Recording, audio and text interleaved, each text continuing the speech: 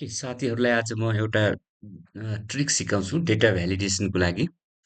A, यो जुन sale छ, यो सेल अथवा यो कलममा ओन्ली टेक्स्टलाई मात्र अलाउ गर्ने होइन, एन्ट्री अलाउ हुन्छ, तर नम्बर एन्ट्री गर्दाखेरि नट अलाउड कसरी हुन्छ भन्ने ट्रिक सिकाउँछु। त्यसको लागि हामीले के गर्ने, डेटा भ्यालिडेसन कहाँ जाने, डेटामा जाने।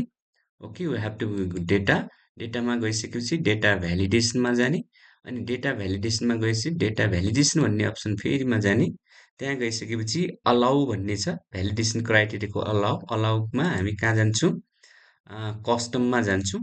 र कस्टममा गइसकेपछि यहाँ म के युज गर्छु, एउटा फर्मुला युज गर्छु। त्यसको लागि के इज टेक्स्ट। ओके, अब कुनमा अलाउ गर्ने भने अहिले B2 भन्ने सेलमा म के गर्छु, यो डेटा भ्यालिडेसन टुल युज गर्छु। ओके, त्यसपछि ओके गर्ने।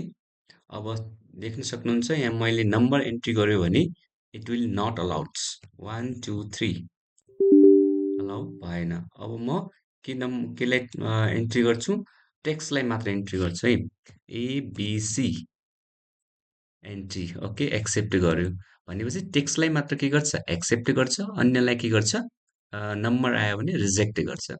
यसलाई ड्र्याग गर्नुहोस् र हेर्नुहोस्। अब यहाँ पनि चेक गर्नुहोस्, 896 not allowed.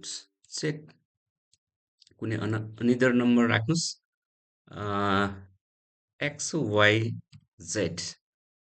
Okay, it will be allowed. So यसरी हामी के गर्न सक्छौँ, डेटा भ्यालिडेसन रुल युज गर्न सक्छौँ, के को लागि, टेक्स्ट एन्ट्रीको लागि। ओके,